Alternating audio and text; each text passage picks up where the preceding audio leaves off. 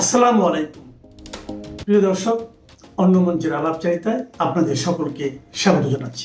আসসালামু আলাইকুম, আদাব এবং নমস্কার। যেটা বলছিলাম, এর আগেও আমি এই সরকারি গোয়েন্দা সংস্থার প্রতিবেদন নিয়ে আপনাদের সাথে কথা বলেছি।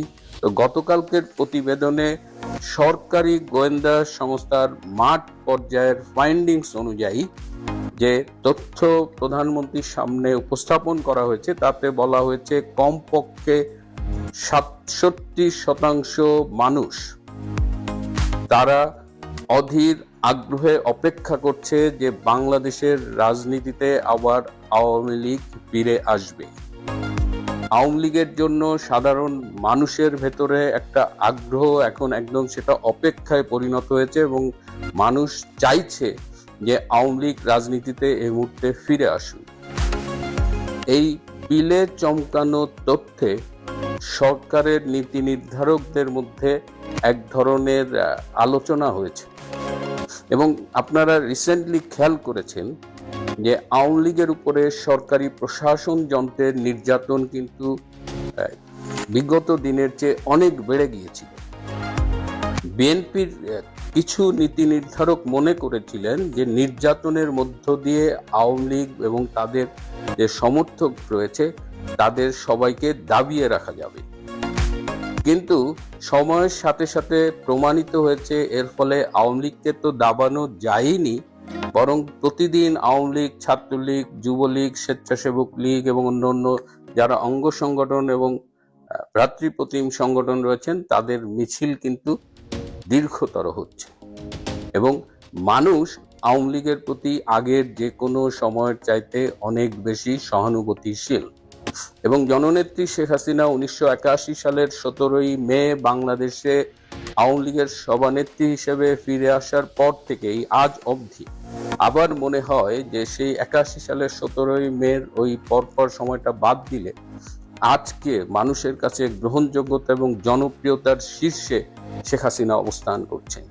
তো মানুষ আওয়ামী লীগকে ফিরে চায়, এর পাশাপাশি মানুষ শেখ হাসিনাকেও ফিরে পেতে চায়। বাংলাদেশ এমন একটা ফেইল্ড স্টেট হবার দিকে যাচ্ছে, এমন একটা মিস গভর্নেন্স হচ্ছে যে মানুষ এখন প্রতিটি পদে পদে শেখ হাসিনার অভাব অনুভব করছে এবং তারাই বলছে যে শেখ হাসিনার আমলে কোনটা ভালো ছিল, কোনটা কেমন ছিল এবং বর্তমান আমলে কি অবস্থা।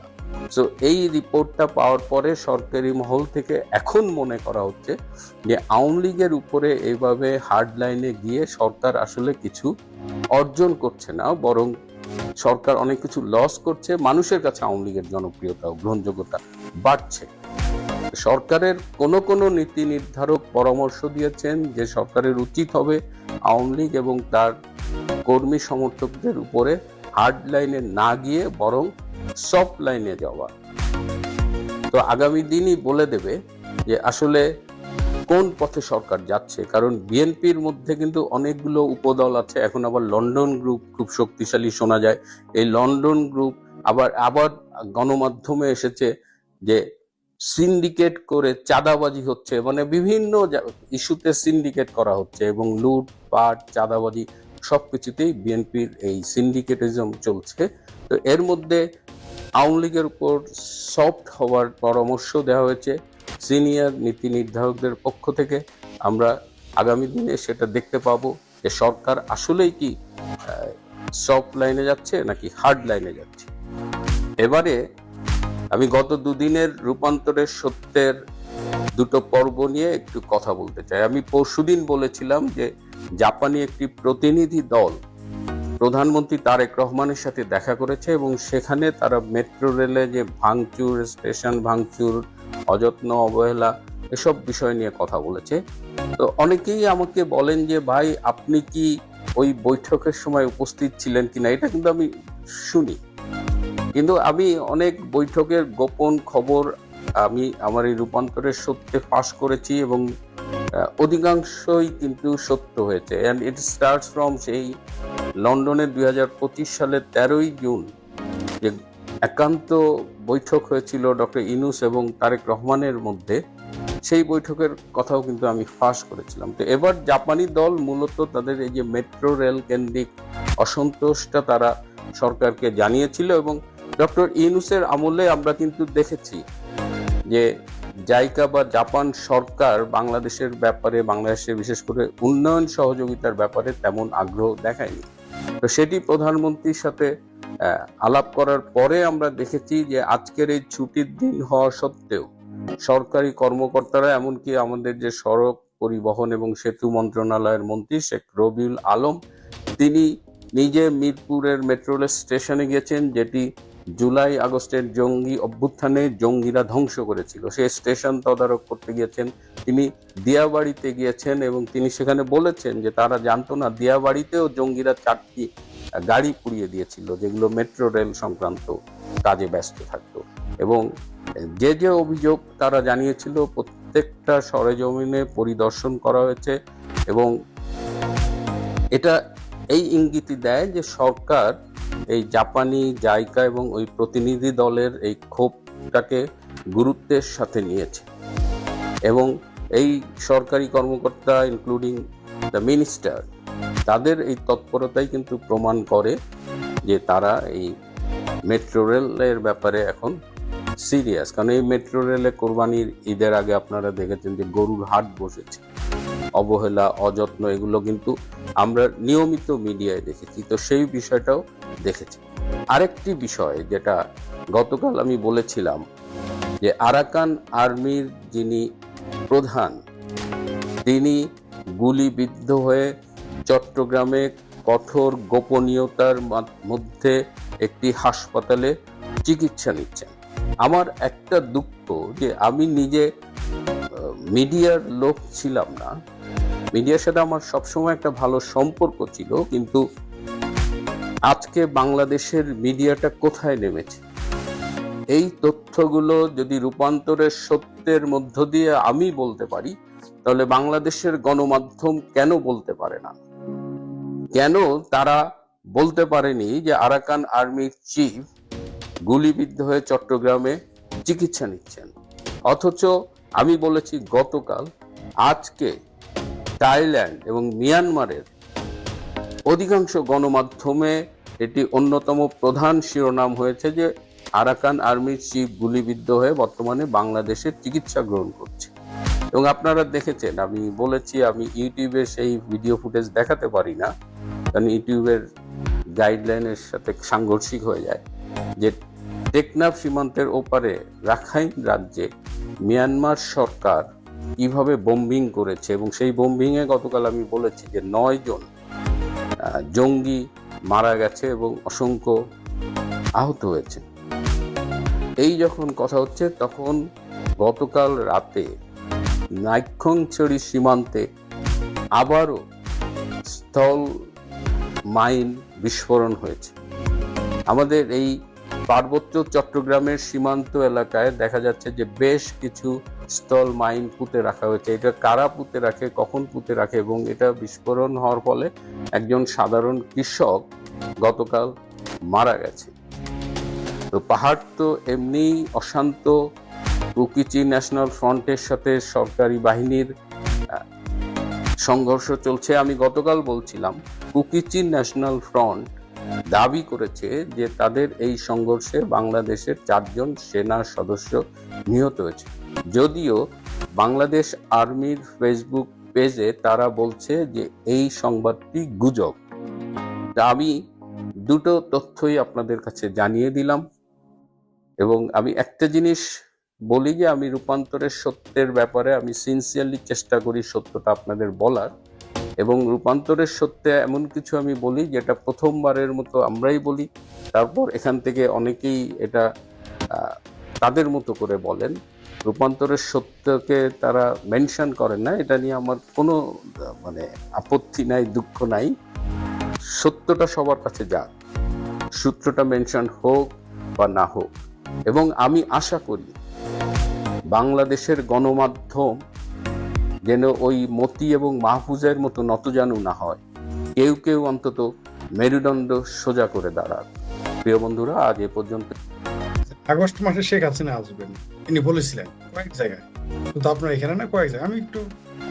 আমি গুরুত্ব দেইনি তা না, আমি একটু অবাক হয়েছি যে এটা তো আমার বলার কথা, আমিও বলার সাহস পাইলাম না, তথ্য পাইলাম না।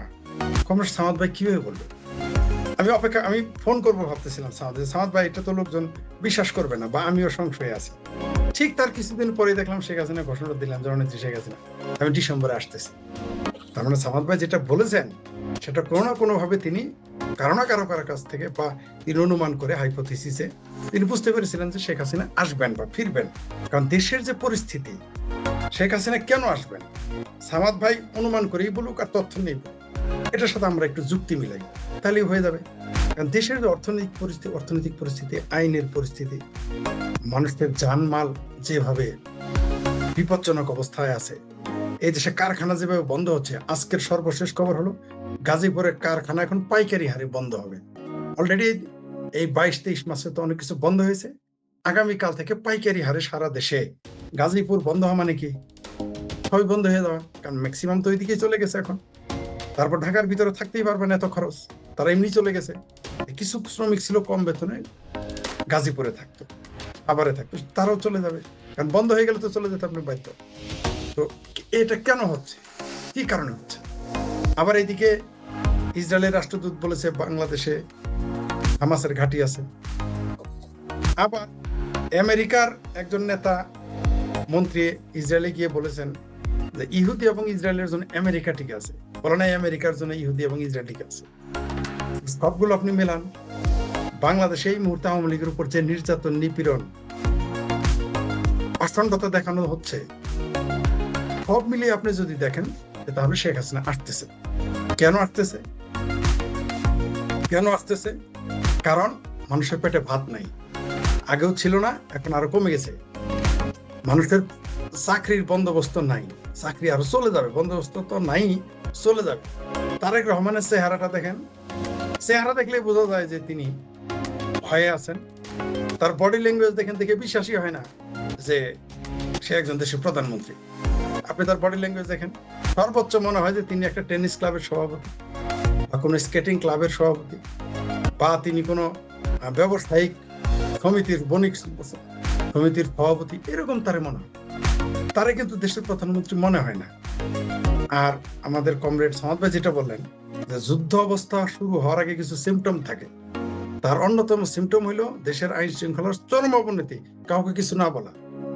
আর আপনি যেটা বললেন যে বিএনপি, জামাত, এনসিপি, আমার ভাবির পোলারা এক হয়ে যাচ্ছে, এরা তো একই, এরা এক হয়ে যাচ্ছে না। এরা 24 সালেও 5 আগস্ট এক ছিল, এখনো একই আছে। এরা ভাগ ভাগ করে বসে আছে, কেউ ডাইনে, কেউ বামে, কেউ মাঝে, কেউ স্পিকারের চেয়ারে, কেউ প্রধানমন্ত্রীর চেয়ারে, কেউ স্বতন্ত্রের চেয়ারে, কেউ বিরোধী দলের চেয়ারে, এরকম ভাগ ভাগ করে তারা বসে আছে। অর্থাৎ একই মাছের বাজারে সবাই এক গোষ্ঠীরই মাছ বেচার লোকেরা, এরা তো আলাদা ছিল না কখনো।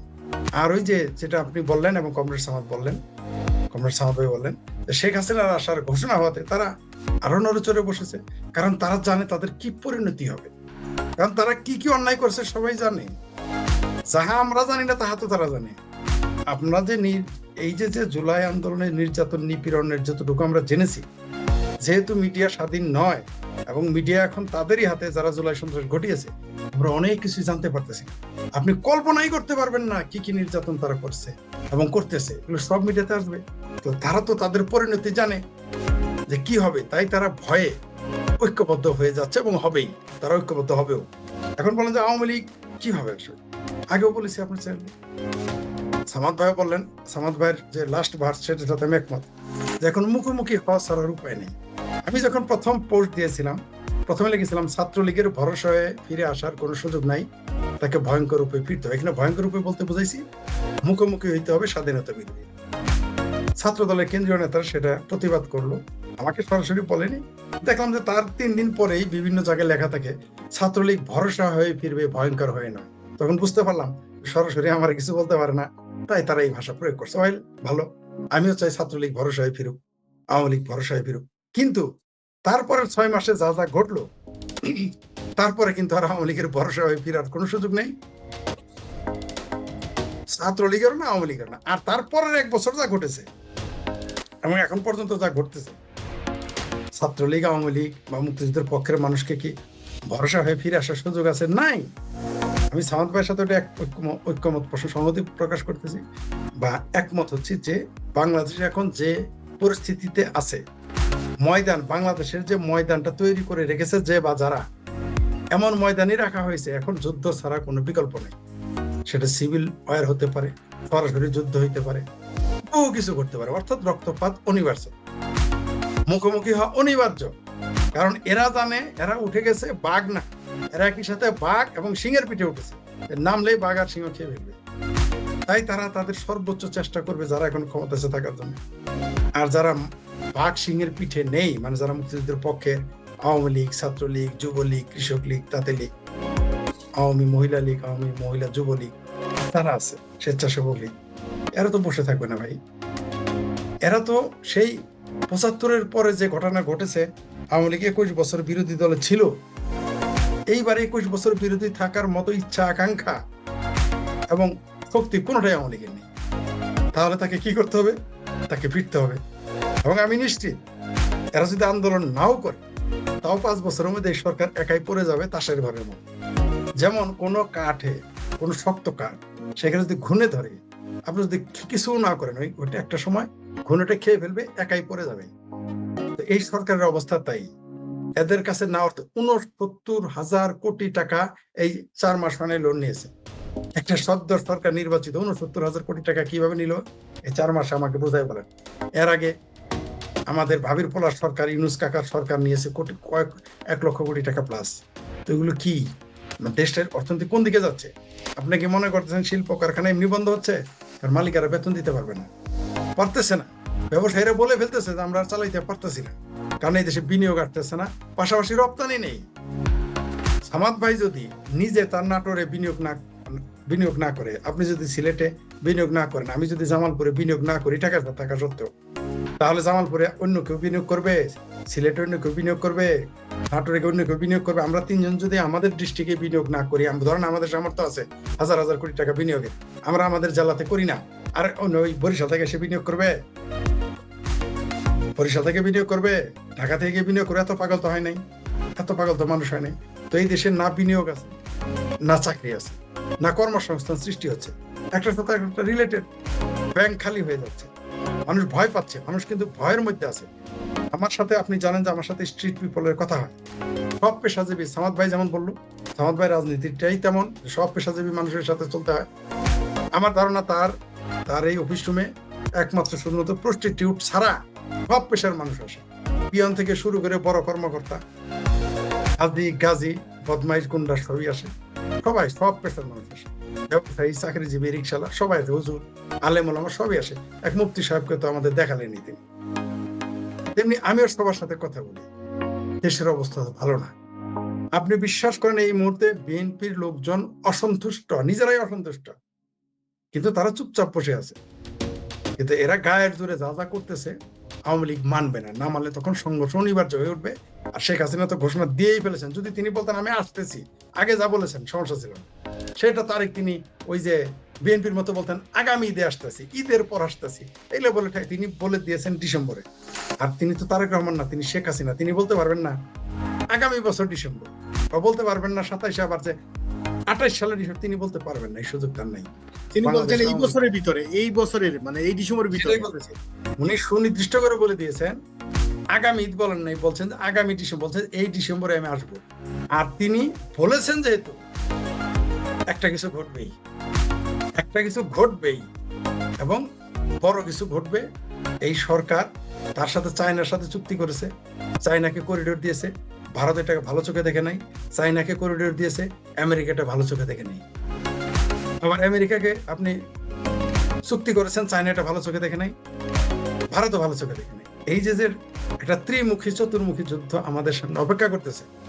আমার কেন যেন মনে হয় আমরা, সামাদ ভাই যেটা বললেন যে এই দেশে যুদ্ধ অনিবার্য, আমারও তাই মনে হচ্ছে। এবং মুক্তিযুদ্ধের পক্ষ বিপক্ষ আবার যুদ্ধ হবে। আর ভারতের এই মুহূর্তে আর ভারত সময় দিবে না, কারণ ভারত বুঝে ফেলেছে বাংলাদেশ এতদিন আমেরিকার পকেটে ছিল, এখন চায়নার পকেটে চলে যাচ্ছে, ভারত আর এই ঝুঁকি নেবে না। ভারত এই মুহূর্তে তার হাতে একটাই রঙের টেক্কা আছে, খেলবে, সেটা হলো জননেত্রী শেখ হাসিনা। তার নেতৃত্বে মুক্তিযুদ্ধের পক্ষের শক্তি, এবং তিনি যেদিন ঘোষণা দেবেন আপনি কল্পনাই করতে পারবেন। আপনারা তাকে বলেছিলাম, আমি প্রথম বলেছিলাম যে টঙ্গী ইজতেমার ময়দানে শেখ হাসিনাকে 50 লক্ষ মানুষ সংবর্ধনা দিবে, 3 দিন তাকে সেখানে থাকতে হবে। এখন সেটার সংখ্যা কিন্তু বেড়ে গেছে, 5 কোটি হয়ে গেছে। এই মুহূর্তে তিনি ঘোষণা দিলে তারা যাকে পছন্দ করেনি তারাও যাবে। আগে তো আপনাকে বলে নেই মেয়ে মানুষ আসবে, বলছিলাম 50 লক্ষ মানে সাধারণ মানুষ আসবে। এবার আপনাকে বলে দিলাম কমসে কম যদি নাও আসে 20 লক্ষ নারী থাকবে, মানে কমের পক্ষে 20 লক্ষ নারী থাকবে শেখ হাসিনাকে সংবর্ধনা জানানোর জন্য। কোনো সেনাবাহিনী ঠেকাইতে পারবে না, কোনো পুলিশ বাহিনী ঠেকাইতে পারবে না, কারো হিম্মতই নাই। শেখ হাসিনা যেদিন ঘোষণা দিবে, ধরেন তিনি ঘোষণা দিলেন আমি 16 ডিসেম্বর আসবো, বা তিনি ঘোষণা দিলেন আমি 1 ডিসেম্বর আসবো। ধরেন তিনি ঘোষণা, যেটা সামাদ ভাই বলছেন যে ডিসেম্বর না আগস্টেই ঘোষণা দিয়ে দিল যে আগস্টে আসবো, হতে পারে তিনি ডিসেম্বর বলছেন বলে ডিসেম্বর আসবেন এমন তো কথা না, তিনি আগেও চলে আসতে পারেন, অস্বাভাবিক কিছু না। তাহলে তিনি যদি কালকে ঘোষণা দেন আমি আগস্টের 1 তারিখে আসবো, আপনি নিশ্চিত থাকেন আগের দিন রাত 12টা পর্যন্ত সেনাবাহিনী, বিএনপি, জামাত, হেফাজত খুব চেঁচাবে, মোল্লা মিলিটারি খুব চিৎকার চেঁচামেচি করবে, হ্যান করেঙ্গা ত্যান করেঙ্গা, প্রয়োজনে নেটো বাহিনীর আনার হুমকি দিবে। কিন্তু দেখবেন যেই দিন তিনি শেখ হাসিনা যে টাইম আর ডে ঘোষণা করবেন, ওই দিন সকালেই দেখবেন যে সেনাবাহিনী সব বের আগে একটা বাইরে নাই, সব ভিতরে ঢুকে থাকবে। কারণ আপনি 1 কোটি মানুষকে ঠেকাইতে পারবেন না, সম্ভবই না। বাংলাদেশের সেনাবাহিনী 1 কোটি মানুষকে ঠেকাইতে পারবে না, কতজন লোক আপনি মারবেন? আর 1 কোটি হবে না তো, কোটি কোটি মানুষ হবে শেখ হাসিনা। আর আগে তো বলেছিলাম শেখ হাসিনা হেলিকপ্টারে আসবে, আমার কেন যেন এখন সন্দেহ হয় তিনি হয়তো পায়ে হেঁটে আসবেন, এবং তার সাথে সাথে দেখবেন যে কিভাবে ওই যে বাসিয়ালার মতো, হ্যামিলনের বাসিয়ালার মতো তার পিছনে কিভাবে মানুষ ছোটে, এটা আপনারা দেখতে পারবেন। এবং এর জন্য কিন্তু আওয়ামী লীগ যে ভালো কাজ করছে তার জন্য কিন্তু যাবে না। কেন যাবে জানেন? জামাত, বিএনপি, হেফাজত, চামরানাই পীর, আমার ভাবির পোলারা, এই কেসকিবান্দির পোলারা এত অন্যায় অনাচার, এত বিচার মানুষের সাথে করেছে, এত ধোঁকা দিয়েছে, এই কারণে তারা শেখ হাসিনাকে তারা স্বাগত জানায়। জি, ধন্যবাদ।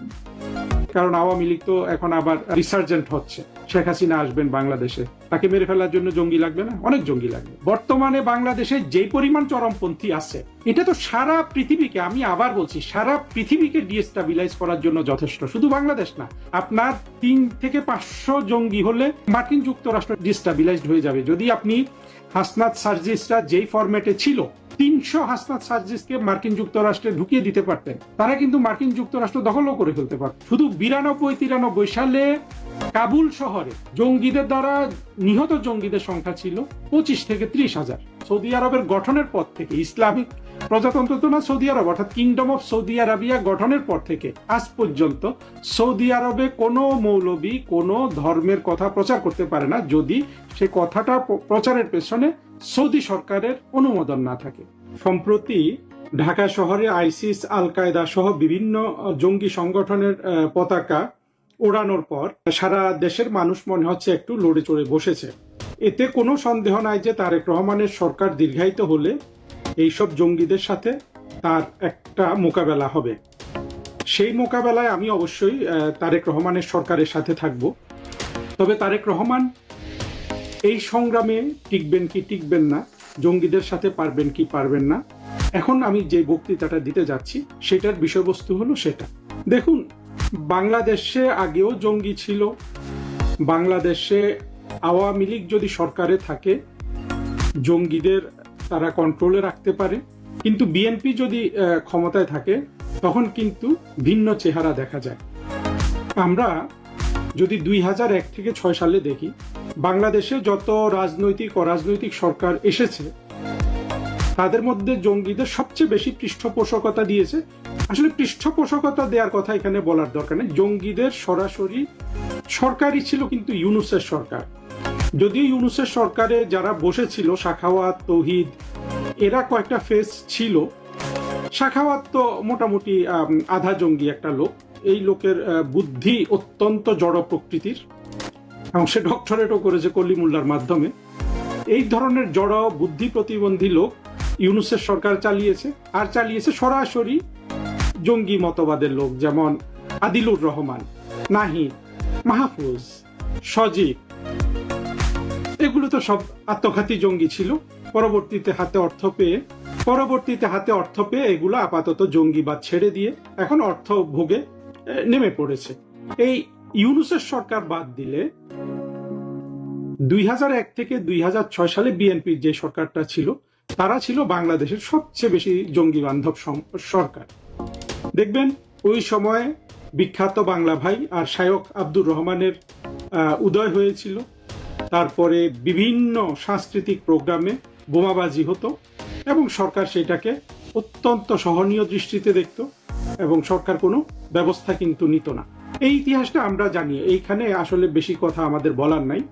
পরবর্তীতে আন্তর্জাতিক চাপে পড়ে তারেক রহমানই কিন্তু, অর্থাৎ তারেক রহমান এবং বিএনপি সরকার বাধ্য হয়েছিল বাংলা ভাই এবং আব্দুর রহমানকে গ্রেপ্তার করার জন্য, এবং তখন কিন্তু আন্তর্জাতিক অঙ্গনে বাংলাদেশ একটা ফেইল্ড স্টেট, জঙ্গিবাদের উত্থান, এটা নিয়ে ব্যাপক প্রচারণা ছিল। আমাদের অত্যন্ত দুঃখের সাথে লক্ষ্য করতে হয় যে তার চেয়ে অনেক বেশি, অর্থাৎ বিএনপির ওই 2001 থেকে 6 সালে যে পরিমাণ জঙ্গিদের যে আধিপত্য বাংলাদেশে ছিল, তার চেয়ে অনেক বেশি আধিপত্য বাংলাদেশে জঙ্গিদের কিন্তু 2024-এর জুন জুলাইতে তো তারাই কিন্তু আওয়ামী লীগের সরকারের পতন ঘটিয়েছে। পরবর্তীতে তারা সরকার গঠন করেছে, সরকারের শিখণ্ডী হিসাবে তারা কয়েকজন মানুষকে রেখেছে, ইউনুস, তৌহিদ, এই ধরনের কিছু মানুষ, সালেউদ্দিন, আর বাকি সব জঙ্গি বান্ধব, এমনকি জঙ্গি বান্ধব নারীও পেয়েছে। আপনারা যদি লক্ষ্য করেন 2024-এর জঙ্গি উত্থানকালে নারীর ব্যবহার তো বুঝতে পারেন, এটা এক ধরনের ইসলামিক জঙ্গিদের মতো করে নারীর ব্যবহার, এটা কিন্তু বাংলাদেশে আগে আর কোনো আন্দোলনে দেখা যায় নাই। অর্থাৎ আমার ভাইয়েরা রক্ত দিচ্ছে কথাটা তখন বলা হয়েছে, কিন্তু আসলে ওরা তো রক্ত নিচ্ছিল। আমরা তাদেরকে আনন্দ দেওয়ার জন্য নর্তন কুর্দন করছি। বাঁধন থেকে শুরু করে আরো একটা মেয়ে এসেছিল, আমি নামটা মনে রাখতে পারছি না, এইরকম অসংখ্য মেয়েকে আপনার ব্যবহার করা হয়েছে। এইটা আমরা কিন্তু ইয়েতে দেখেছিলাম, আইএস এর যখন উত্থান হয় সিরিয়া, ইরাক জুড়ে, তখনও কিন্তু তাদের এক শ্রেণী, মানে একদল নারী ছিল। পরবর্তীতে এইসব আইএস জঙ্গিদের প্রেমে ব্রিটেন থেকে বাংলাদেশি মেয়েরা চলে এসেছিল। সেখানে একটা মেয়ের কথা অনেক সারা বিশ্বে আলোচনা হয়েছে। সেই মেয়েটাকে ব্রিটিশ সরকার, মেয়েটা একেবারে বাচ্চা বয়সী একটা মেয়ে, ওখানে গিয়েছিল আইসিসের সাথে, ওখানে বাচ্চা হয়েছে, আরো তারই বাচ্চা হয়, এবং এরা সবাই, আমি এই শব্দটা ব্যবহার করতে চাই না, যৌন দাসী, এইরকম শব্দ, খুবই আসলে অমানবিক শব্দ ব্যবহার করা হয়, কিন্তু এটা হয়েছিল। একইভাবে আইএস এর জঙ্গিদের যেভাবে নারীরা পছন্দ করত, অর্থাৎ মৌলবাদ সমাজ থেকে যে নারী আসে, সেইভাবে কিন্তু দেখবেন যে বাংলাদেশের এই মৌলবাদ শ্রেণীর মেয়েদের কাছে হাদি কিন্তু অসম্ভব জনপ্রিয়। আমরা 24-এর জঙ্গি উত্থানকালে নারীর এই ব্যবহারটা দেখলাম। এটাকে তারা ইসলামিক কায়দায় তারা জায়েজ মনে করে, তো সেদিকে যাচ্ছি না, কিন্তু এটা কিন্তু খুবই একটা দেখার মতো বিষয়, কিভাবে নারীর ব্যবহার হয়েছে, নারী তো না, মেয়েদের ব্যবহার হয়েছে এই জঙ্গি উত্থানে, তাদেরকে দিয়ে মিছিল করানো, সবকিছু কিন্তু একটা বিশেষ অনুভূতিকে নাড়া দেওয়ার জন্য। এই রকম বুদ্ধি খাটিয়ে জঙ্গিরা যে আধিপত্য চালিয়েছে একেবারে 24-এর জুন জুলাই থেকে, সেটা কিন্তু বিএনপি সরকারের 2001 থেকে 6 পর্যন্ত ওই কালে যা ছিল তার অনেক বেশি। তখন তো তারা রাষ্ট্র ক্ষমতা দখল আন্দোলন করার এটা স্বপ্নেও ভাবেনি। তখনও তাদের পরিকল্পনার মধ্যে ছিল এখানে সেখানে বোমা মারা, আত্মঘাতী হামলা চালানো এবং জানান দেয়া। দুঃখের বিষয়, এরা কিন্তু পরিপুষ্ট হয়েছে।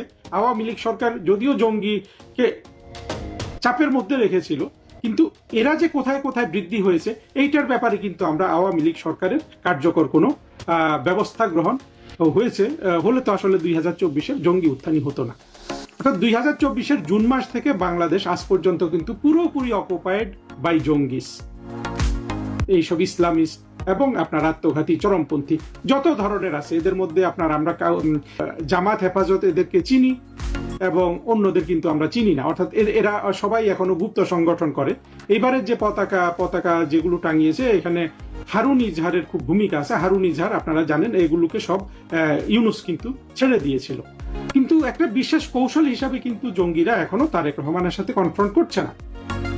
আমি ব্যক্তিগতভাবে অবশ্য জঙ্গিদের প্রতি একটু সহানুভূতিশীল আছি, অনেক বেশি সহানুভূতিশীল। আসলে যুক্তি কি বলে? 24-এর যে বাংলাদেশে উত্থান হয়েছে, আওয়ামী লীগের সরকার পরাজিত হয়েছে, এটার মূল নেতৃত্ব, মূল চালিকা শক্তি তো জঙ্গিরা। জামাত, হেফাজত ইত্যাদি আমাদের জানা সংগঠন এবং অজানা সংগঠনের হাজার হাজার জঙ্গি কিন্তু এটার সাথে জড়িত। তাহলে জঙ্গিরা একটা সরকারকে পতন ঘটালো, পরের সরকারটা তো জঙ্গিরা গঠন করবে, এই আবদারটা তো অন্যায্য না, তাই না? কিন্তু জঙ্গিদের এই আবদার বা বলুন এই দাবি, তাদের এই অধিকারটা কিন্তু লঙ্ঘিত হয়েছে।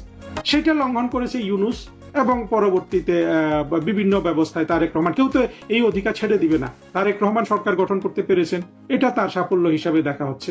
কিন্তু আসলে এই সরকারটা কিন্তু চলার কথা ছিল জঙ্গিদের দ্বারা, জঙ্গিদের নেতৃত্বে। অর্থাৎ পৃথিবীর দিকে তাকিয়ে ইউনূস জিনিসটা হজম করেছে, সরাসরি জঙ্গিদের হাতে ক্ষমতা ছেড়ে না দিয়ে তারেক রহমানের হাতে ক্ষমতা ছেড়ে দিয়ে ইউনূস চলে গেল। কিন্তু জঙ্গিদের অন্তরের যে আঘাত, আওয়ামী লীগের সরকারের পতন ঘটিয়েও যে ক্ষমতায় আসতে পারলো না, এই আঘাতটা অনেক গভীর না? এই ক্ষতটা অনেক গভীর। কিন্তু এই ক্ষত, এই আঘাতই বারবার কিন্তু তারেক রহমানের সরকার এবং জঙ্গিদের মুখোমুখি হওয়ার জন্য ভবিষ্যতে কারণ হবে, যেটার আমরা কিছু কিছু সিমটম দেখছি। কিন্তু তারেক রহমানের সরকার যত দীর্ঘায়িত হবে এবং জঙ্গিদের যেসব কোর দাবি দেওয়া আছে সেগুলো তারেক রহমান তো সঙ্গত কারণে অনেক কিছু মানতে পারবে না, ফলে এই কনফ্রন্টেশন বৃদ্ধি পাবে এবং জঙ্গিরা অনেক বেশি কিন্তু বর্তমানে বাংলাদেশের উপর, বিশেষ করে বিএনপি সরকারের উপর আধিপত্য বিস্তার করবে।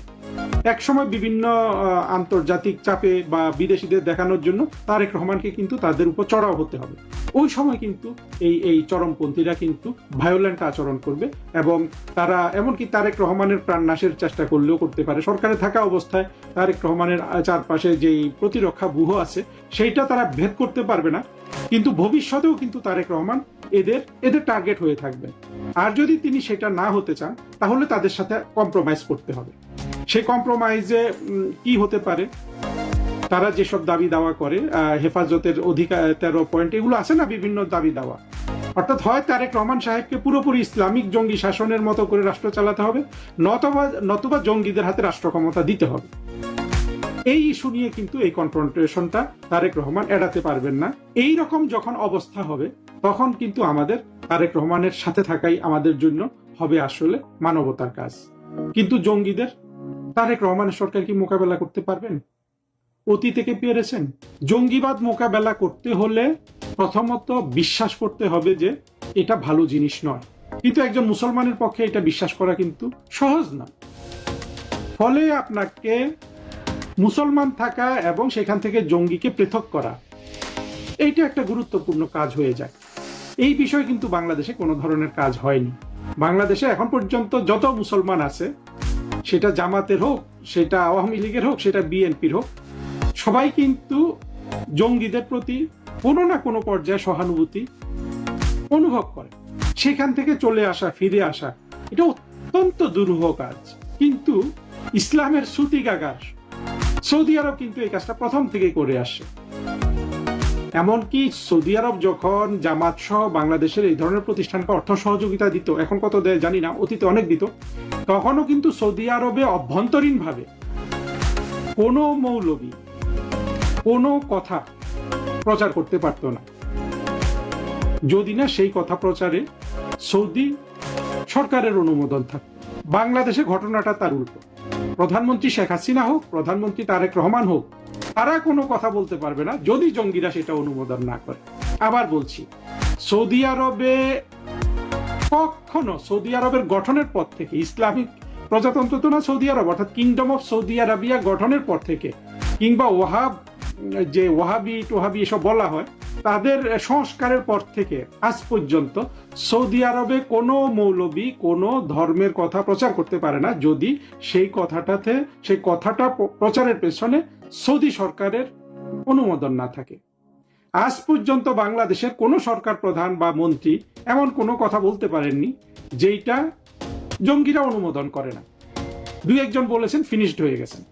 এই জিনিসটা কিন্তু আমরা খেয়াল করি না, এবং এইসব জিনিস না ভেবে, সারা পৃথিবীর দিকে না তাকিয়ে তারা কিভাবে জঙ্গিবাদ মোকাবেলা করেছে সেইটা না বুঝে আমরা মনে করি যে কিছু জঙ্গিকে হত্যা করলে জঙ্গিবাদ বন্ধ হয়ে যাবে। হত্যা কখনোই কিন্তু সমাধান নয়। জঙ্গির প্রোডাকশন যদি থাকে, আপনি কতজনকে হত্যা করবেন? বর্তমানে বাংলাদেশে যেই পরিমাণ চরমপন্থী আছে, এটা তো সারা পৃথিবীকে, আমি আবার বলছি, সারা পৃথিবীকে ডিস্টেবিলাইজ করার জন্য যথেষ্ট। শুধু বাংলাদেশ না, আপনার 3 থেকে 500 জঙ্গি হলে যে মার্কিন যুক্তরাষ্ট্র ডিস্টেবিলাইজড হয়ে যাবে। যদি আপনি হাসনাত সার্জিসরা যেই ফরম্যাটে ছিল 5ই আগস্টে রাষ্ট্র ক্ষমতা হাতে পাওয়ার আগে, সেই ফরম্যাটে যদি আপনি 300 হাসনাত সার্জিসকে মার্কিন যুক্তরাষ্ট্রে ঢুকিয়ে দিতে পারতেন, তারা কিন্তু মার্কিন যুক্তরাষ্ট্র দখলও করে ফেলতে পারতো, না করলেও কিন্তু নাস্তা নাবুদ করে ছেড়ে দিতে পারত। আপনি যদি হারুন ইজহারের মতো 10 থেকে 20 জনকে ভারতে প্রবেশ করিয়ে দিতে পারেন, ভারত সরকার নাস্তা নাবুদ হয়ে যায়। এইভাবে বাংলাদেশে কত লক্ষ জঙ্গি এখন আছে, এরা সারা পৃথিবীটাকে ডিস্টাবিলাইজ করার জন্য যথেষ্ট। এটা কিন্তু কেউ কি আমরা লক্ষ্য করছি, কেউ কি আমরা অনুভব করছি এই জিনিসটা? করছি না। তাহলে উপায় কি? উপায় আসলে আমি তারেক রহমান সরকারের জন্য দেখি না। তারেক রহমান সরকার বিশ্বব্যাপী যে বদনাম কামিয়েছিলেন 2001 থেকে 6 সালে, শুধু 2-4টা জঙ্গিকে প্রোটেকশন দিয়ে প্যাট্রোনাইজ করে, অবশ্য সেখানে তাদের একটা বড় উদ্দেশ্য ছিল আওয়ামী লীগকে 2004 সালের 21 আগস্টে গ্রেনেড হামলা মেরে উড়িয়ে দেয়া। এইটা কিন্তু তখনকার বিএনপি সরকারের সাথে জঙ্গিদের বোঝাপড়ার একটা মূল উদ্দেশ্য ছিল। এখন তো তারেক রহমান সাহেবের সেই ধরনের উদ্দেশ্য থাকতে পারে, কারণ আওয়ামী লীগ তো এখন আবার রিসার্জেন্ট হচ্ছে। শেখ হাসিনা আসবেন বাংলাদেশে, তাকে মেরে ফেলার জন্য জঙ্গি লাগবে না? অনেক জঙ্গি লাগবে। ফলে তারেক রহমানের সাথে জঙ্গিদের সম্পর্ক হলো, কিন্তু সম্পর্ক ঐতিহাসিকভাবে খুব ক্লোজ, কিন্তু সরকারে থাকলে সম্পর্কটা ক্লোজ হওয়া ডিফিকাল্ট, কারণ সারা পৃথিবী তাকিয়ে থাকে।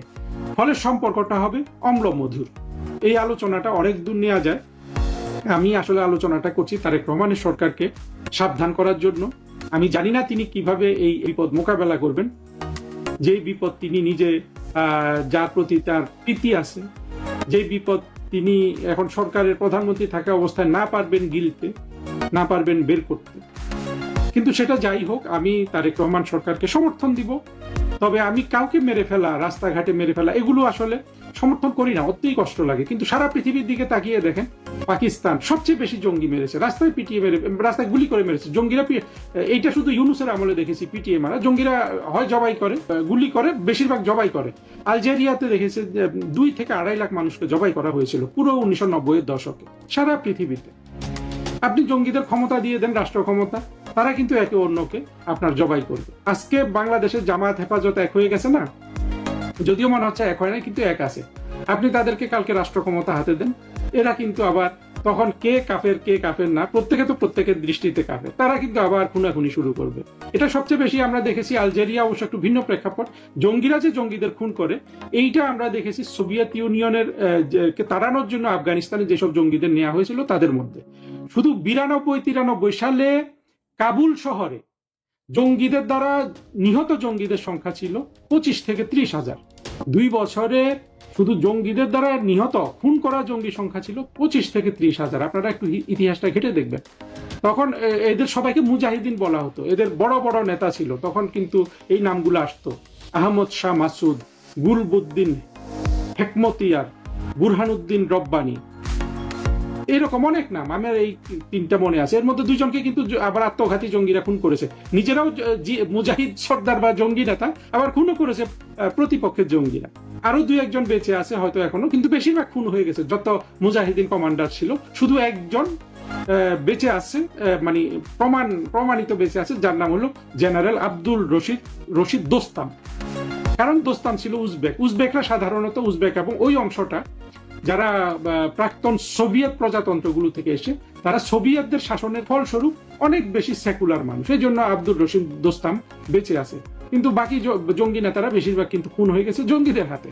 ফলে আপনি বাংলাদেশে জঙ্গিদেরকে যে ক্ষমতা ছেড়ে দিলে অনেকে যে ভাবেন যে শান্তি চলে আসবে, সেটাও কিন্তু আসবে না। ফলে এদের সাথে একটা কনফ্রন্টেশন হবেই, সেটা বিএনপি সরকার হোক, সেটা আওয়ামী লীগের সরকার হোক, এমনকি জামাতের সরকারের সাথেও এটা কনফ্রন্টেশনটা হবে। এবং জামাতকে জঙ্গিরা নিধন করবে। জামাত নিজেরাই জঙ্গি, জঙ্গিদের মধ্যে সেই ধরনের আপনার এই খুনাখুনি হবে। আমি জানি না আমাদের দেশের মানুষ এই বিপদ নিয়ে সম্পর্কে কতটা সচেতন আছে। আপাতত তারেক রহমান যেহেতু প্রধানমন্ত্রী আছে, তার সচেতনতার জন্য এই আলোচনাটা করব। গুরুত্বপূর্ণ বিষয়ে এই 2 দিন ধরে সোশ্যাল মিডিয়া জুড়ে খুব হইচই। একটা হচ্ছে জুলাই কেন্দ্রিক কিছু খুবই আপত্তিকর এবং নোংরা কথাবার্তা। সেটা হচ্ছে যে জুলাই 5ই আগস্টের পরে এই প্রজন্ম, নতুন প্রজন্ম এমন কিছু অশ্লীল শব্দের প্র্যাকটিস করেছে, যে শব্দগুলো আমাদের সভ্য সমাজে, আপনারা যারা মুরব্বী আছেন, আপনারা আমাদেরকে শিখান নাই, আমরা আমাদের মুখে এই শব্দ, আমাদের জীবনযাত্রায় আমরা সেগুলো ব্যবহার করি না। অনেক ক্ষেত্রে ছোট ভাবে দেখতে গেলে বলা হয় রিক্সাওয়ালা বস্তির মানুষ এইসব শব্দ উচ্চারণ করে, সেই শব্দগুলোকে নিয়ে আসা হয়েছে রাজপথে, রাজনীতির ময়দানে। এবং বিশেষ করে জুলাই যোদ্ধা দাবিদার যারা জুলাইকে পুঁজি করে পরে ব্যবসা করেছে, সেই শ্রেণীটা এইসব অশ্লীল শব্দ মবে ব্যবহার করেছে এবং রাজনীতিতে ব্যবহার করেছে। সেই শব্দ ধরে আবার জুলাই বিরোধী যারা, তারাও এখন জুলাই সিডিআই নামে একটা আপত্তিকর শব্দ, যার অর্থ খুব আপত্তিকর, সেটা ব্যবহার করছে। মেহের আফরোজ শাওন হুমায়ুন আহমেদের স্ত্রী, তিনি তার মতো করে তার জায়গা থেকে এই শব্দ ব্যবহার করেছেন। এটা নিয়ে তোলপাড় অবস্থা। এই যে জুলাই কেন্দ্রিক অশ্লীল শব্দের ব্যবহার রাজনীতিতে, জানতে চাই বিএনপির স্বনির্ভর বিশ্ব সম্পাদক নীলুফার চৌধুরী মনি, তিনি বলেছেন যে তিনি জানতে চেয়েছেন যে স্নাইপার রাইফেল ব্যবহার হয়েছে জুলাই আন্দোলনের সময়, সেই স্নাইপার রাইফেল কারা ব্যবহার করেছে এবং তারা গ্রেফতার হয়নি। আমরাও আপনার কাছে জানতে চাই যে স্নাইপারের ব্যবহার নিয়ে মোটামুটি প্রতিষ্ঠিত ব্রিগেডিয়ার সাকাত হোসেনও সেটা বলেছিলেন। সেই স্নাইপার রাইফেল কি দেশে রয়ে গেছে নাকি দেশের বাইরে চলে গেছে? দেশে থেকে থাকলে কাদের কাছে আছে? কেউ কেন এখন পর্যন্ত অ্যারেস্ট হলো না? এই বিষয়গুলো নিয়ে আপনার কাছ থেকে আমরা আজকে আলোচনা শুনতে চাই। মেজর আখতারুজ্জামান। ধন্যবাদ পুনিয়া, তোমাকে আসসালামু আলাইকুম। তোমার মাধ্যমে তোমার দর্শক শ্রোতাদেরকে অনেক অনেক শুভেচ্ছা। আসসালামু আলাইকুম সবাইকে। আশা করি যে যেখানে আছেন ভালো থাকবেন, সুখে থাকবেন এবং নিরাপদ থাকার চেষ্টা করবেন। আমাদের সরকার প্রধানও বলছে আমাদের সবাইকে নিরাপদে রাখার উনি চেষ্টা করবেন, এটা ওনার টপ প্রায়োরিটি, সম্প্রতি উনি বলেছেন। প্রথমত বলি, বিষয়টা তুমি যে লিখেছো, তারেক রহমান সরকার ফেলতে $1 মিলিয়ন প্রজেক্ট দেশি বিদেশি ষড়যন্ত্র, ওটা তো আমার উক্তি না ভাই, এটা তোমার বিষয়বস্তু। আমার তো এরকম কোনো উক্তি আমি কোথাও করি নাই। যে প্রথমে বলছি এটা আমার উক্তি না, তবে আমি শুনেছি, তোমার মতো আমিও শুনেছি, তোমার বক্তব্যের সঙ্গে আমি একমত। তুমি যে বক্তব্য দিয়েছো, তো উক্তিটা আমার নয়, এটা বাংলাদেশের চাউর হয়েছে। এখন মানুষ বলা বলি করতেছে, বিভিন্ন জায়গায় মানুষ বলতেছে জিনিসগুলা, আলোচনার মধ্যে আছে। অনেকে বলে আজকে তো বাংলাদেশের যা রটে তাই বটে, তাই ঘটে, এরকম একটা কাজ বাংলাদেশের মধ্যে অনেকের মধ্যে তোমার প্রচলিত আছে। তাই সেদিক দিয়ে চিন্তা করলে তোমার সাবজেক্ট সিলেকশনটা ভুল হয় নাই, এটা বাস্তবতা। শুধু বিনয়ের সঙ্গে বলছি যেটা এটার মৌলিক বক্তব্য আমার নয়, কাজে এটা প্রোভাইডারি রাইট আমি চাচ্ছি না, এই বক্তব্যটা প্রোভাইডারি রাইট আমি চাচ্ছি না, বাট এটা আম জনতার বক্তব্য। দেখো, আমরা অত্যন্ত গর্বিত একটা জাতি, অত্যন্ত গর্বিত। আমি গর্ববোধ করি স্বাধীনতা যুদ্ধের মাধ্যমে আমরা। ভাই, আমাদের হেডলাইনটা কারেকশন হয়ে গেছে। Thank you very much, thank you. নাহলে এটা মানুষ ভুল বুঝতে হবে, ঠিক না? আই এগ্রি উইথ ইউ, তোমার এটা agree with you. Thank you very much, many thanks. Otherwise মানুষ ভুল বুঝতে পারতো, মনে করতো এটা প্রোভাইডার রাইট হিসাবে আমাকে বলতে পারো। বাট তোমার এই বক্তব্যের সঙ্গে আমি দ্বিমত পোষণ করছি না। এই বক্তব্যটা বাজারে চালু আছে, বিভিন্ন দলগুলো কথাবার্তা বলতেছে। আমি যে কথাটা বলছিলাম, আমরা অত্যন্ত গর্বিত বাংলাদেশিরা। বাংলাদেশ স্বাধীনতা যুদ্ধের মাধ্যমে আমরা অর্জিত হয়েছে, একটা মহান মুক্তিযুদ্ধের মাধ্যমে আমরা স্বাধীন হয়েছি। আমরা মূলত বলতে গেলে এই বাংলাদেশের মানুষ হাজার বছর ধরে পরাধীন ছিল। আমার মনে হয় আমার যখন প্রথম বঙ্গ সৃষ্টি হয়েছিল, তারপরের থেকে আমরা বিভিন্ন সময়ে বিভিন্ন রাজা বাদশাদের, বিভিন্ন পশ্চিমা গোষ্ঠীদের হাতে আমরা পরাজিত হয়েছি, আমাদেরকে বিভিন্ন সময় আসছে। কিন্তু এই বাংলাদেশে আমরা স্বাধীন হয়েছি প্রথম 1971 সনের 16 ডিসেম্বর। এই যুদ্ধটা আমাদের শুরু হয়েছিল 26শে মার্চে। সেই যুদ্ধে আমরা জয়লাভ করে, আমাদের ভারতীয় বন্ধু তাদের সাহায্যে আমরা জয়লাভ করেছি। আজকে আমাদের দুর্ভাগ্য আরেকটি, যে পাকিস্তান বিইং আমাদের একই ধর্মের লোক হয়ে, একই মুসলমান হয়ে, তারা আমাদেরকে স্বাধীনতা দেয় নাই। আজকে তারা আমাদের জন্য অনেক দরদ দেখাচ্ছে, অনেক ভালো কথা বলছে, কিন্তু তারা আমাদের দরদ দেখায় আমাদের আসে নাই। আজকে যে বন্ধু ইরানের পাশে গিয়ে আমরা দাঁড়িয়েছি, যে বন্ধু ইরানের কাছে গিয়ে আমরা আজকে ওনাদের জানাজায় আমরা অংশগ্রহণ করেছি, আমি এনাদের ধন্যবাদ জানাই, শুকরিয়া আদায় করি। দুর্ভাগ্য হলো ইরান আমাদের মুক্তিযুদ্ধের সময় আমাদের পাশে দাঁড়ায় নাই। এটা আমি মনে করে দিচ্ছি আজকের প্রজন্মকে। সম্মানিত দর্শক, 2026 সনের জুলাই মাসের 2 তারিখে আমি এই ভিডিওটি করছি। গতকাল ছিল ব্যাংক হলিডে, জুলাই মাসের প্রথম দিন।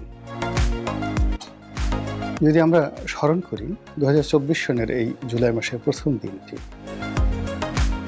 সারা বাংলাদেশ উত্তাল। কোনো কিছুই কার কারো নিয়ন্ত্রণে ছিল না।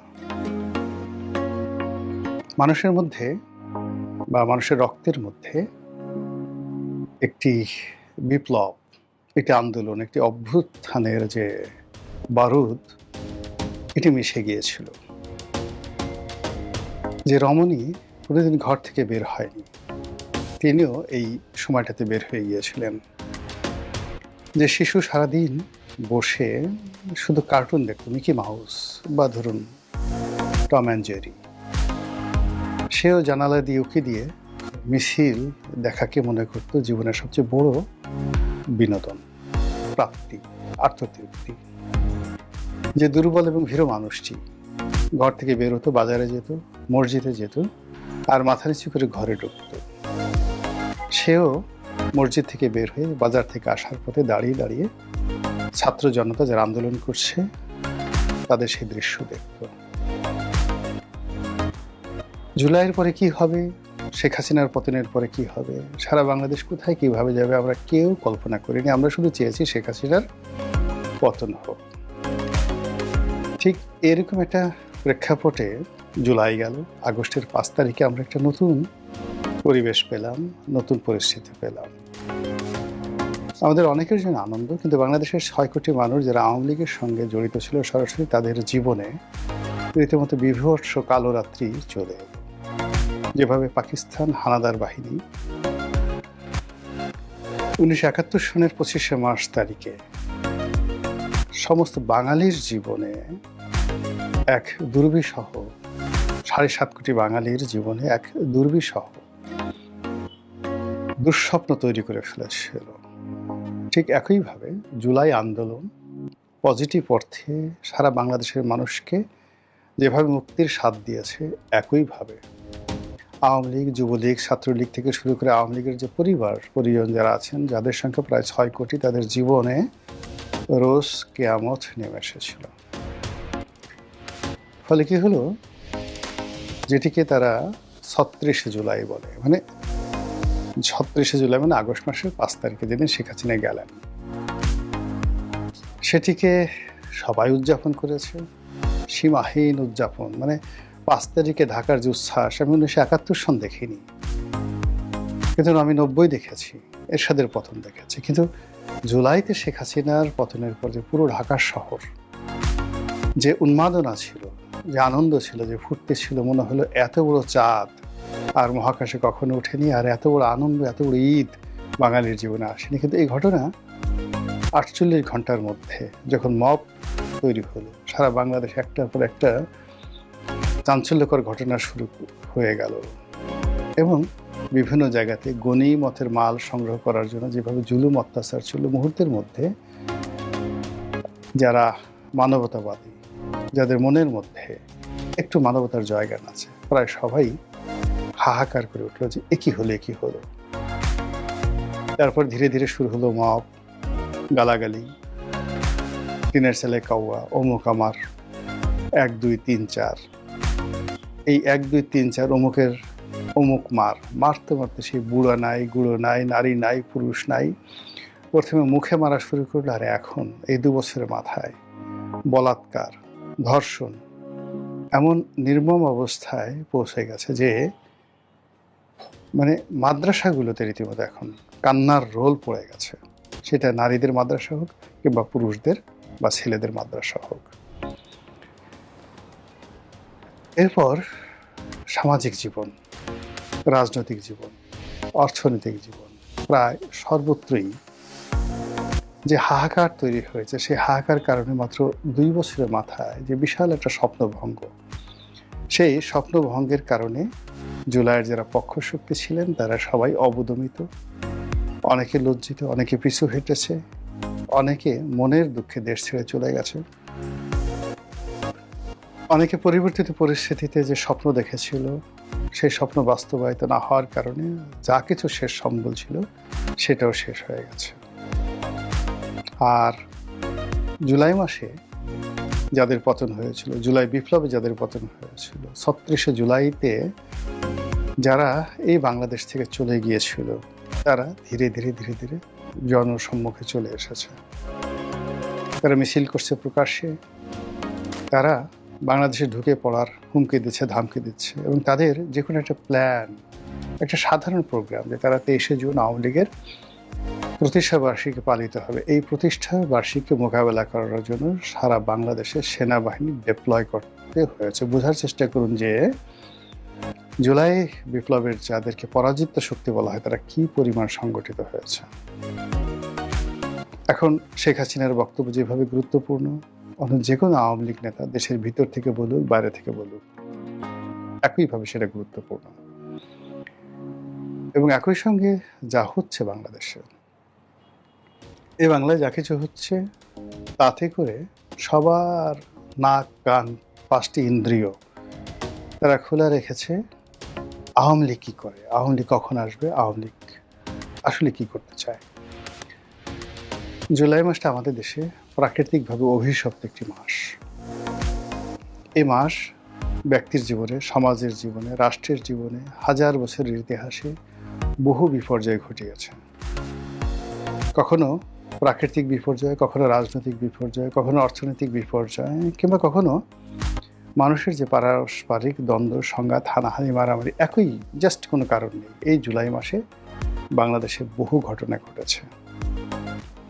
আগস্ট মাসে এটা ধারাবাহিক থাকে, কিন্তু আগস্ট মাসে জুলাইয়ের যে উত্তেজনা, সেই উত্তেজনার যে চূড়ান্ত যে রূপ, এটা আমরা আগস্ট মাসে দেখতে পাই। আমাদের যে রাজনৈতিক দলগুলো রয়েছে, সেই রাজনৈতিক দলগুলোর জন্য আগস্ট মাস অভিশপ্ত। আওয়ামী লীগের 15 আগস্টে বঙ্গবন্ধুকে হারিয়েছে।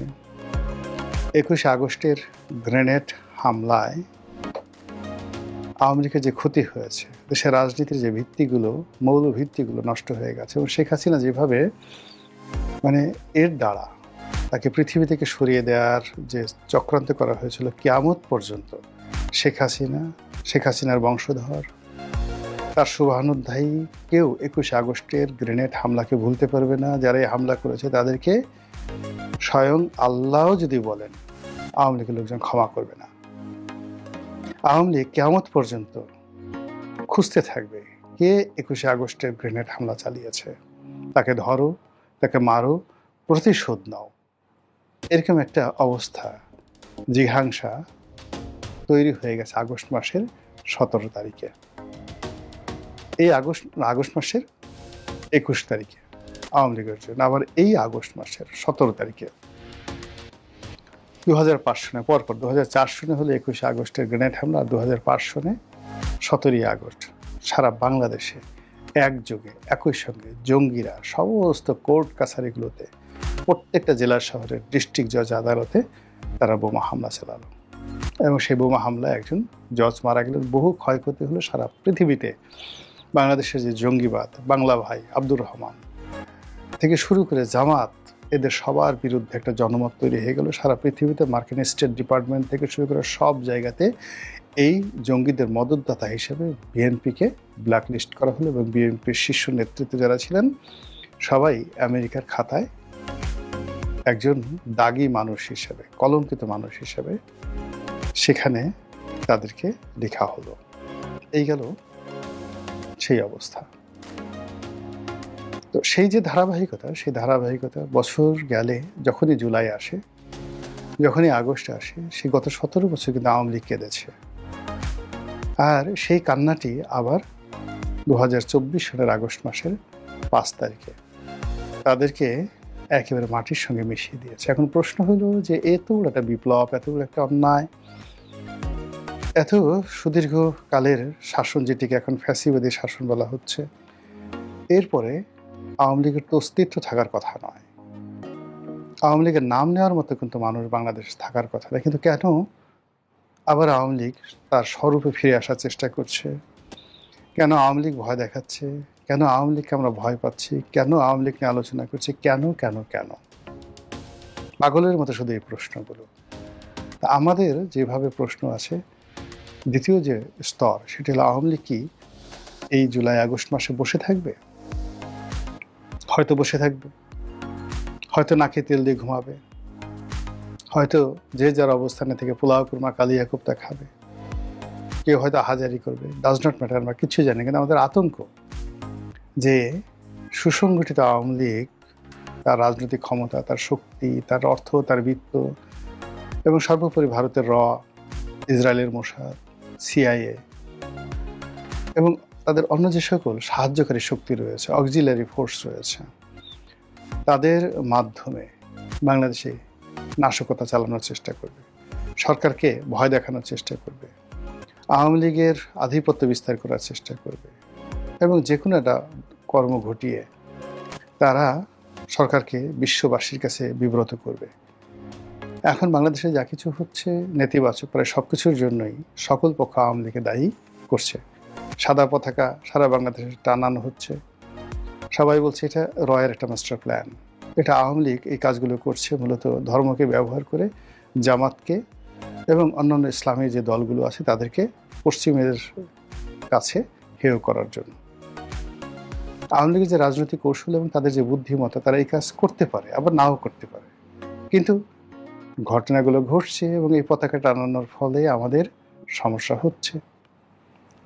এরপর শেখ হাসিনা আসবে কি আসবেন না উই ডোন্ট নো, কিন্তু সে যেভাবে লিখিতভাবে বিশ্বের সমস্ত পত্রপত্রিকাকে লিখেছে বা জানিয়েছে যে 2026 সনের মধ্যেই সে বাংলাদেশে আসবে, তার মাথার উপর মৃত্যুদণ্ডের রায়, তাকে আসলেই জেলে যেতে হবে এবং সে যদি পুরো পরিস্থিতি রাজনৈতিকভাবে মোকাবেলা করতে না পারে, তাকে কাদের মোল্লাকে যেভাবে ফাঁসিতে সে টানিয়েছে, যেভাবে মীর কাসিমকে টানিয়েছে, বাংলাদেশের একজন মহিলা প্রধানমন্ত্রী, তাকে প্রথম ফাঁসির কাস্টে চলতে হবে। এটি লিখিত আছে, 100% গ্যারান্টি দেওয়া যাবে না, যে এখান থেকে 1% গ্যারান্টি দেওয়া যাবে না তিনি রক্ষা পাবেন, কিন্তু 100% গ্যারান্টি দেওয়া যাবে যে তিনি বাংলাদেশে আসলে এরকম একটা জালের মধ্যে পড়বেন।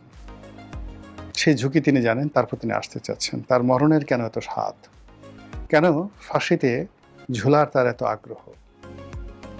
তিনি কি ক্ষুদিরাম হতে চাচ্ছেন, নাকি মাস্টারদার সূর্য সেন হতে চাচ্ছেন, নাকি ইতিহাসে সে সকল ঘৃণিত ব্যক্তি হতে চাচ্ছেন যাদেরকে ফাঁসিতে টানিয়ে মেরে পুরো জাতি উল্লাস করেছিল? তিনি যেহেতু সালাউদ্দিন কাদের চৌধুরীকে ফাঁসি দিয়েছেন, দেলোয়ার হোসেন সাঈদীর মতো বাংলাদেশের সবচেয়ে জনপ্রিয় ব্যক্তিত্ব জেলখানায় তার জমানাতে ঢুকে ঢুকে পড়েছেন, যিনি বাংলাদেশে তারই সমপর্যায়ের প্রধানমন্ত্রী খালেদা জিয়াকে চ্যাং দোলা করে নিয়ে জেলখানাতে আটকে রেখেছেন এবং শেষ পর্যন্ত তিনি আবার নিজে দয়া করে মুক্তি দিয়ে তাকে তুচ্ছ তাচ্ছিল্য করেছে যে আমার দয়ায় মুক্তি পেয়েছে। তো তিনি বাংলাদেশে আসছেন, বুঝে আসছেন, অবশ্যই না বুঝে আসার কোনো কারণ নেই। তিনি আসছেন প্রতিপক্ষকে শায়েস্তা করার জন্য, অথবা প্রকৃতির ডাকে সাড়া দিয়ে পিপিলিকার পাখা হয় মরিবার তরে, বা সেদিন যখন খুব জ্যোৎস্না ছিল, সকলে সকল রকম চিন্তা করিল, কিন্তু গণেশের স্বাদ জাগিল, এরকম জ্যোৎস্না যদি সে আর জীবনে না পায়, এই জন্য এই জ্যোৎস্না দেখে সে মরে যেতে চাইল। এরকম অনেক জ্যোৎস্না নিয়ে বহু মানুষের মৃত্যুর স্বাদ জেগেছে, অতি আনন্দে মানুষ মরতে চায়। তো শেখ হাসিনা কি সেইভাবে মরতে চাচ্ছে? আর সে বাংলাদেশে এলে কি হবে না হবে, এটা নিয়ে এখন চুলচেরা বিশ্লেষণ হচ্ছে। এবং পুরো ঘটনা অর্থাৎ এই যে শেখ হাসিনা আসবে কি আসবেন না, এবং তার যদি তিনি আসেন তা অবশ্যই ডিসেম্বর ডেডলাইন, আর ডিসেম্বর যদি ডেডলাইন হয়, তার টোটাল যে স্লট এবং প্লট সেটা 2026 সনের জুলাই এবং আগস্ট মাস। ফলে এই জুলাই এবং আগস্ট মাস আওয়ামী লীগ যে কি করবে, তাদের সঙ্গে মিশে, দিল্লি মিশে, অন্যান্য দেশি বিদেশি চক্র, দেশের মধ্যে তাদের প্রচুর চক্র রয়েছে, তারা সবাই মিলে আসলে যে কি করবে, এটি অবশ্যই আমাদেরকে গুরুত্ব সহকারে ভাবতে হবে, যার যার অবস্থান থেকে সতর্ক থাকতে হবে। এর কারণ হলো পুরো সমাজ ট্রাম্বলিং ইন ফিয়ার, ভয়ে কাঁপছে, অস্থিরতায়, অনিশ্চয়তা। এই অস্থিরতা এবং অনিশ্চয়তায় সারা দেশে তোলপাড় চলছে। কাজেই anything might happen at any time. মহান আল্লাহ আমাদের সবাইকে হেদায়েত দান করুন এবং হেফাজত করুন। আসসালামু আলাইকুম ওয়া রাহমাতুল্লাহি ওয়া বারাকাতুহু।